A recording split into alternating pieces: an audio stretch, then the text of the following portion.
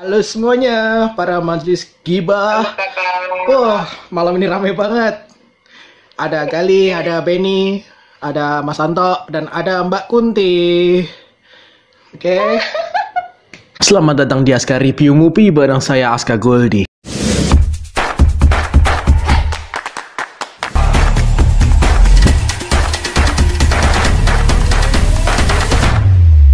Kali ini kelihatannya banyak gimmick di antara kalian. Ada Solepati, ada Rokiosi, Adalah identitas diri, Mas. ada Kunti di sini. Jadi kita bakalan nge-review film terbaru dari Disney Plus, yaitu Pelukis Hantu. Kira makhluk gaib seperti apa yang akan dilukis Adi Putra? Film debutan dari komika Ari Kriting menceritakan tentang film genre horor komedi tentang seorang pelukis yang idealis aslinya, cuman karena dia butuh uang akhirnya ikut ke acara TV yaitu melukis hantu gitu. Para pemainnya di situ ada bukan Ari Kriting, ada Ge Pamungkas, terus siapa lagi coy? Michelle Zudith, Abdur Arsyad, terus Rebecca Klopper, Hifzi Koir, Uus, dan banyaklah komika di situ, semuanya saling nongol satu persatu lah ya. Ya, film komika namanya juga. Iya. Juga ada pemilim. Oke. Iya. Dan akhirnya setelah berbulan-bulan kita nonton film streaming, banyak banget lah ya, banyak kekecewaan karena tidak sesuai ekspektasi, dan akhirnya di film ini ngerasa sedikit tersenyum lah, terpuaskan. Itu menurutku sih, tahu kalau kalian ya. Jadi film yang Lumayan lah. Ya. Bagus lah. Walau film horor komedinya dapet, horornya juga terasa kuat gitu. Dan drama sentimental juga dapet. Pesannya juga dapat. Gimana? Pesan moralnya juga dapat. Pesan moralnya juga banyak banget. Ya kalau menurut aku filmnya ada plusnya, ada minusnya. Kalau plusnya, Kita bicara plusnya dulu.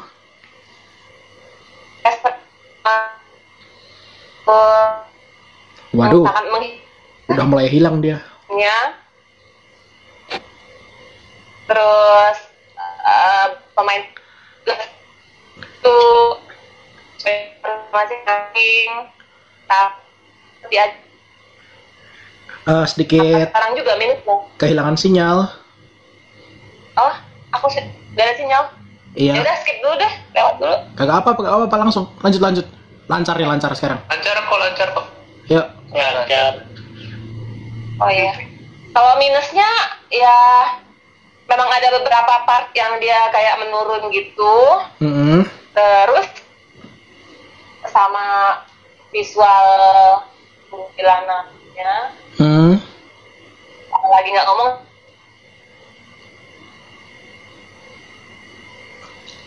Tek. Ya, hilang beneran dia.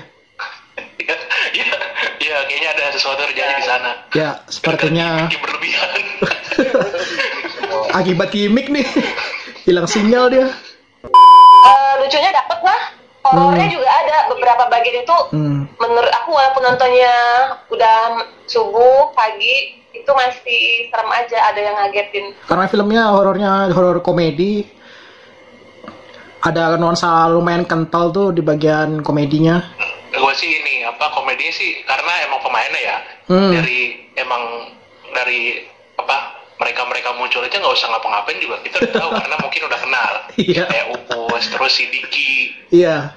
Terus Ari juga malah jadi banci kan.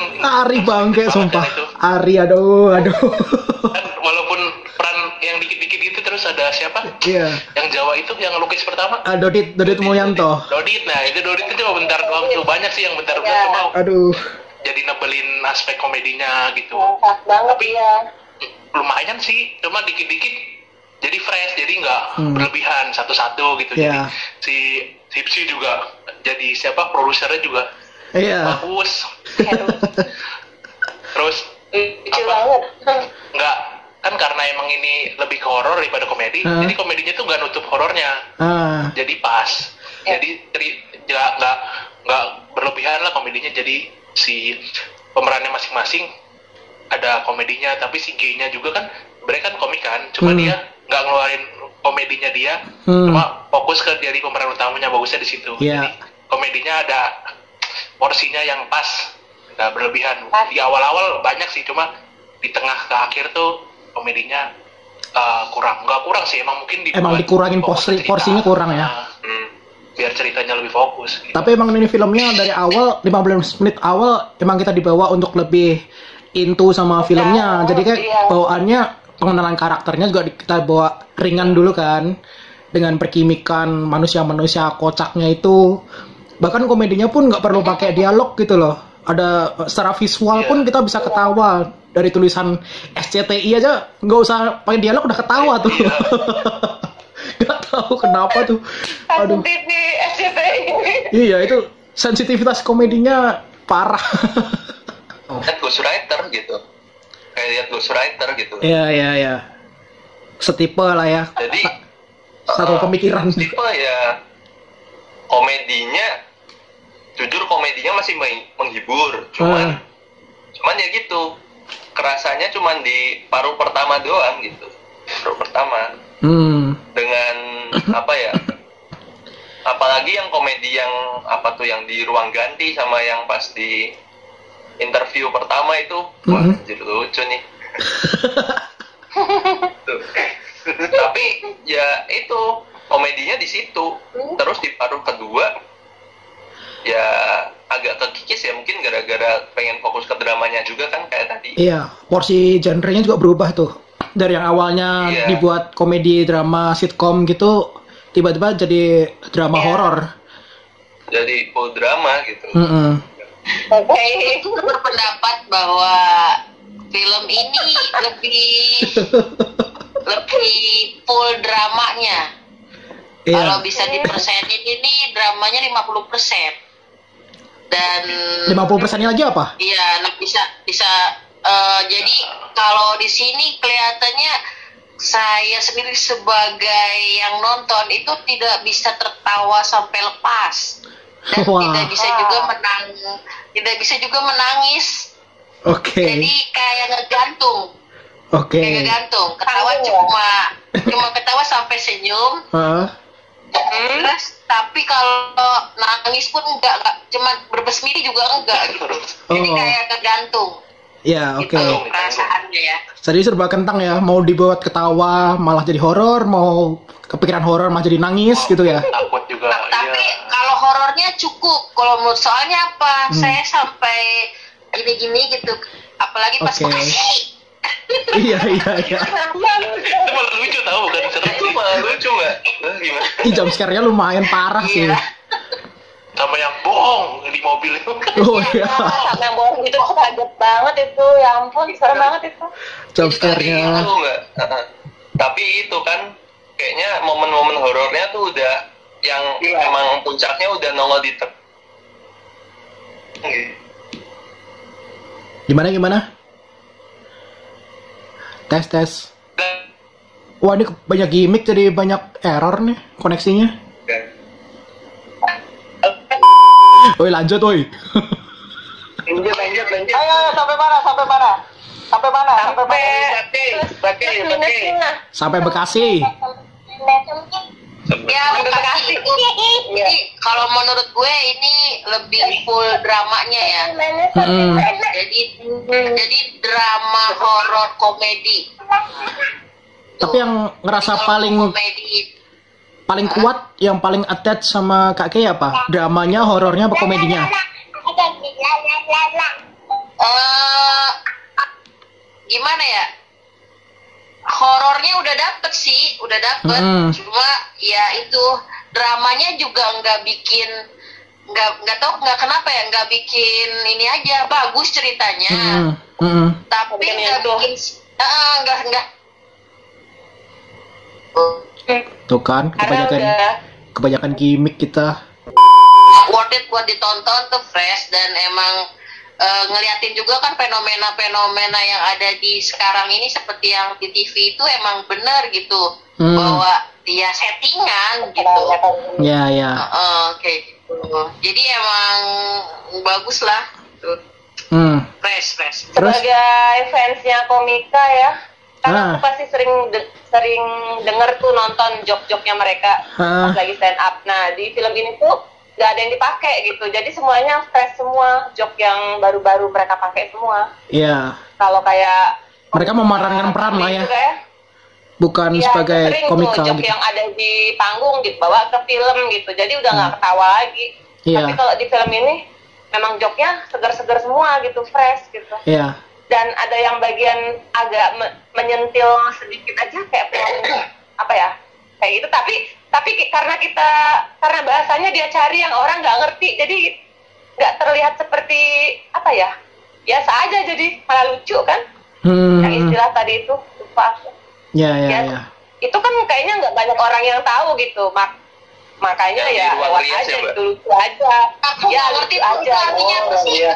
Apaan? Sama, tapi kan udah dijelasin pakai adegan tangannya itu. Oh, Ewita. Ini bahas Ewita nih. Ewita Bakucuki. Ya, itu bahasa-bahasa komika lah itulah. Gak usah dibahas itu Ewita Bakucuki. Tapi Japri ya tulis saya apa gitu. Iya.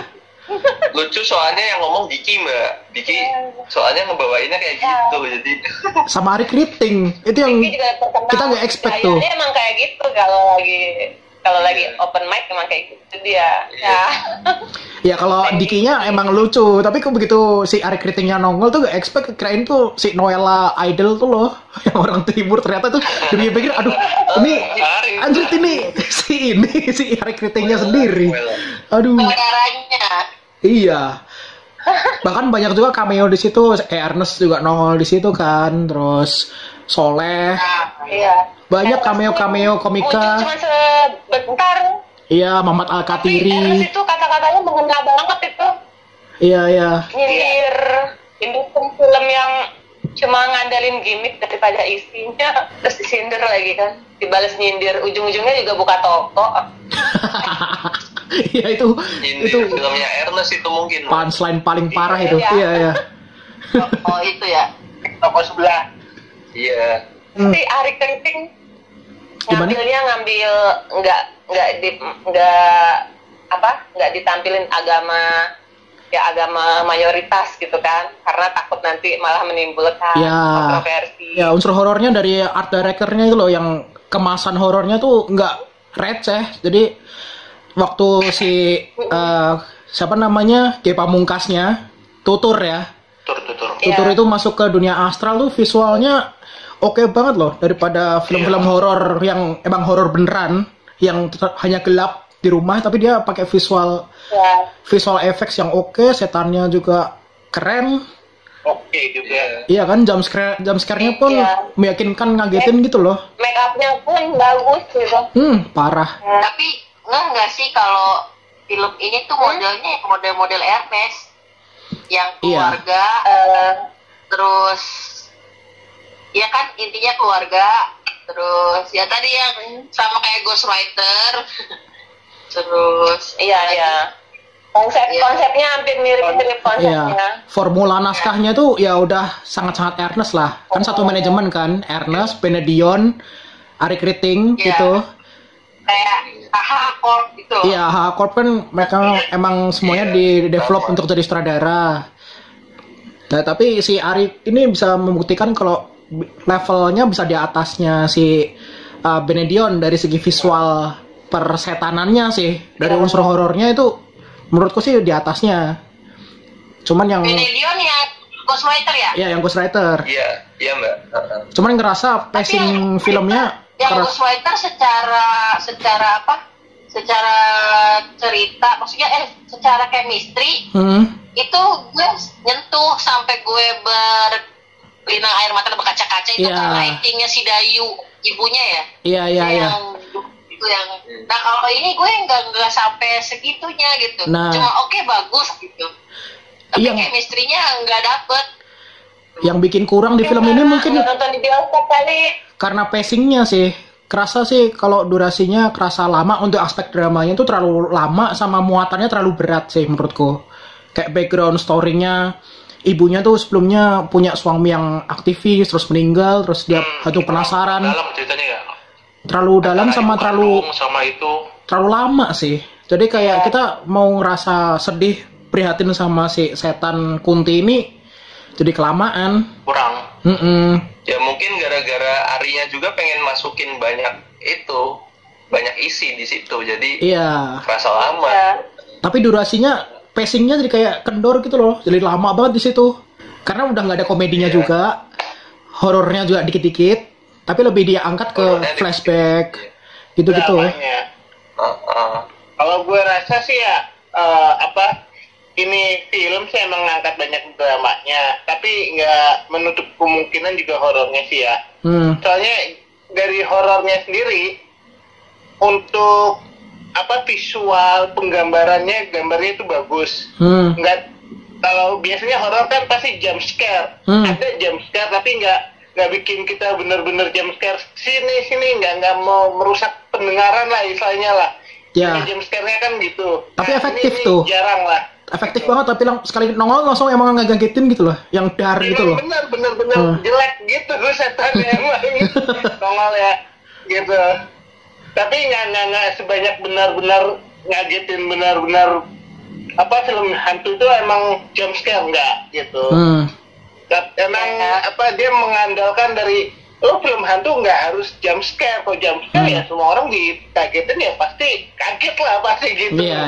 Ini emang menonjolkan kalau dari segi hantunya jelek, dan visualnya yang tadi kayak Mas Eka bilang itu kan jadi backgroundnya kan gelap, dari yang putih atau ruangan ramai tiba-tiba gelap satu ruangan, dia berinteraksi sama si setan itu sendiri.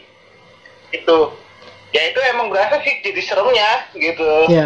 Dari art directornya juga keren sih, dari konsep bentuk studionya lah. Kalau acara TV itu waktu kita nonton Pretty Boys gitu kan kurang begitu menarik sih dari segi visual lightingnya, tapi di sini serius banget. Itu acara TV kalau misalkan konsepnya horor-hororan gitu juga bakalan ku tonton sih di TV. Karena emang keren tuh dari segi arwah ya namanya ya. Setup studionya itu keren gitu loh. Filmnya bagus, terus kemudian pengemasannya juga unik, genrenya baru kali ini, bukan baru kali ini juga sih, tapi horor komedi tapi dibalutnya sama drama orang tua gitu. Kasih ibu sepanjang masa lah ya. Keluarga. Drama keluarga. Bilang keluarga ya nggak keluarga juga sih, cuma ya ini kan emang orang tua lah gitu. Iya sih. Tapi maksudnya gimana ya?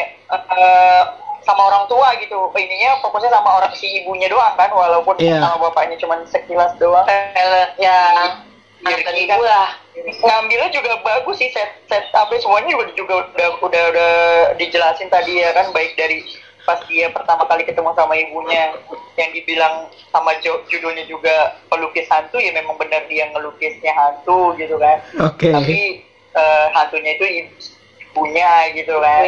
Terus kemudian masuk ke kayak itu dibilangnya kayak alam bawah sadar, alam astral. Dimensi tapi maksudnya kayak alam bawah sadar lah, alam astralnya, tapi kita tahunya kayak gitu, kayak alam bawah sadarnya gitu. Mesti ketemu sama ibunya itu bagus. Terus yang menurut gua momennya kena itu pas ibunya terakhir dia berubah jadi putih, dan itu memang gue udah nunggu banget gitu, maksudnya nih ibunya please dong jadi jasad cakep gitu loh, maksudnya berubah jadi wajah ibunya langsung gitu. Backgroundnya juga keren gitu, jadi yang kelam tadinya dark jadi cahaya gitu loh, jadi putih gitu kan, sesuai sama si ibunya juga kayak gitu. Kalau menurut gue sebenarnya horornya pas karena gini, nggak terlalu lebay, nggak terlalu over, tapi buat agak sedikit merinding. Karena gue nonton juga agak sedikit merinding sih pas ketemu pertama kali gitu kan. Tensinya lumayan kerasa lah ya. Iya, jadi gini, kerasa banget. Terus kemudian komposisi antara komedi horor sama dramanya itu balance gitu, nggak berlebihan di horor, nggak berlebihan di jokes juga nggak berlebihan di drama juga enggak gitu, komposisinya ngepas gitu. Mungkin paling yang pas main Ouija board itu sih, Ouija board deh kayaknya. Kenapa? Main Ouija board kayaknya. Tapi kan itu sentilan. Main jelangkung gitu. Dia kan bilang. Kayaknya nggak perlu gitu, maksudnya kalau untuk scene. Iya. Iya, karena main Ouija itu kan buta huruf tuh setannya, jadi mainnya tradisional aja, jelangkung gitu. Tapi bener tahu, kepikiran tahu. Oh iya ya, zaman dulu kan belum ada sekolah, belum ada huruf lah ya. Iya. Tapi bener juga ya. Makanya itu punchline yang baru kepikiran loh. Ketampar gitu loh. Main logikanya dapet, walaupun itu scene-nya nggak penting, bisa dibuang juga gitu. Nggak terlalu banget gitu. Iya. Ya udah, jadi gitu. Untuk karakter semua dapet sih. Paling ya Michelle Judith agak sedikit dipoles untuk agak-agak orang introvert lah gitu kan. Dia kan awalnya kan introvert ya kan, tertutup gitu, kayak sok misteri gitu, misterius. Terus habis itu dia kan ketemu sama seseorang jadi ceria lagi gitu kan, dari bibirnya, dari kutek-kuteknya ya kan, bilang satu persatu, jadi dan tadinya hitam jadi merah jadi pink. Itu scene yang di kuburan di gudang itu, kenapa sih hantunya harus ngangkang-ngangkang gitu? Ya itu bikin lucu sih. Ya itu hantu ceweknya ngangkang-ngangkang, kadang ke kiri lah, kadang ke kanan. Iya. Iya, di scene yang udah keluar gitu, preman-premannya itu kenapa kagak digangguin ya, masih kuntinya sekalian ya.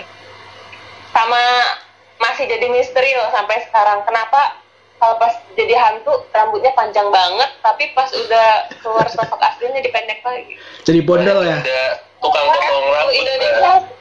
Hantu Indonesia selalu kayak gitu. Setiap jadi hantu pasti rambutnya panjang. Kenapa harus ngomongnya itu di mana? Di kuburan. Padahal dikasih suratnya di rumah sakit ya. Iya. Itu yang bikin karena mau jadi plot twist, mau jadi hal yang cukup sentimental kayak puncak scene-nya, cuman kok jadinya kelamaan juga kan. Membosankan sih enggak, tapi istilahnya jenuh karena kita harus fokus memperhatikan ceritanya sih, mungkin iya. Itu sih kalau menurut aku sih. Maksudnya kayak iya benar katanya Om Masta, untuk ceritanya sendiri sih secara garis besar sih ya ringan ya, tapi kalimat-kalimatnya itu yang mereka lontarkan itu sendiri kayak berkaitan satu sama lain ya. Jadi istilahnya aduh, gue miss yang di bagian mana kalau kita nggak memperhatikan gitu loh. Ya ibaratnya kayak 15 menit pertama gitu kita nonton bisa senderan, bisa sambil ngemil, ketawa-ketawa, kaget-kaget ya oke. Tapi begitu tengah-tengah kita mulai fokus tuh, udah ninggalin makanan, udah mulai ngikutin dialog per dialognya gitu. Karena beban ceritanya itu udah mulai riuh gitu. Berarti ya riuh sih. Itu sih yang kurasain.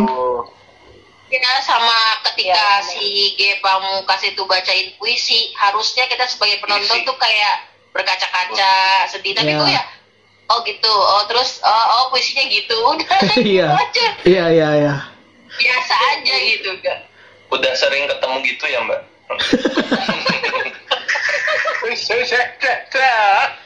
Tapi puncak emosinya sama kayak diomongin Yuzu waktu si ibunya mulai keangkat layarnya putih itu baru yang emosional paling puncak. Kalau yang baca puisi menurutku sih bukan emosi yang puncak, kayak kentang gitu loh. Ini yakin nih puncak banget itu. Puncak story-nya nih kayak gini mau bikin kita nangis gitu. Ternyata gagal. Nah, ternyata yang versi ibunya keangkat, ibu boleh beristirahat dengan tenang sekarang, itu baru. Nah, ini emosionalnya ternyata dapatnya di situ. Jadi kayak 2 kali. Yang pertama percobaannya gagal, kedua baru oke. Kan buang-buang waktu juga lumayan sih. Waktu di rumah sakit itu. Menurut kalian scene semua lukisan itu menghilang, perlu nggak disepir gitu? Ya, itu lumayan makan durasi juga kan. Terlalu dramatisasinya. Ya tapi wah. Justru di situ bedanya dia sama film-film lain. Belum ada yang kayak gitu. Film-film Indonesia. Nah, Thanos. Mungkin buat itu kali, buat apa? Buat kan dia kan acara TV kan. Iya, acara TV, jadi biar nyambungin ke kenapa dia udah di TV gitu. Terus sama di Solehnya juga biar ada callback ke Soleh lagi. Iya, biar ada callbacknya lagi ya. Callback yang gue nggak mau tuh lukisan lo gitu kan.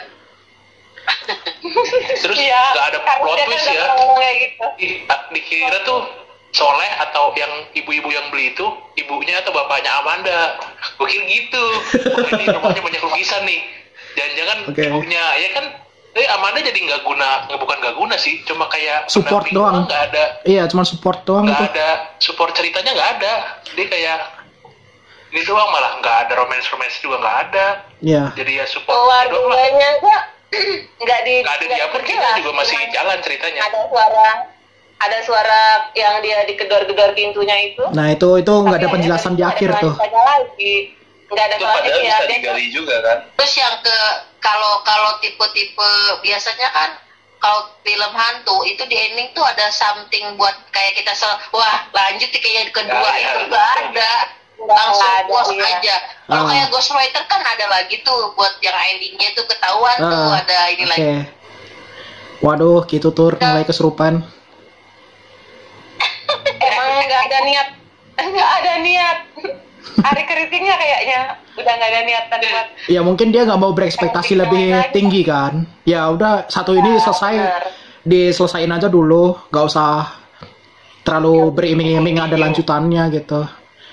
Emangnya Warkop yang pertama jelek, kedua, ketiga, keempat. Kayak film bucin, wah langsung dibully bisa-bisa. Kasihan kan. Iya, makanya satu dulu untuk pembuktian, kan dia debut juga, nggak usah banyak gimmick untuk lanjut film berikutnya. Ghost Rider 2 pun dibuat karena yang pertama sukses gitu. Pasti ini tadi buat lebih ke genre dramanya ya. Jadi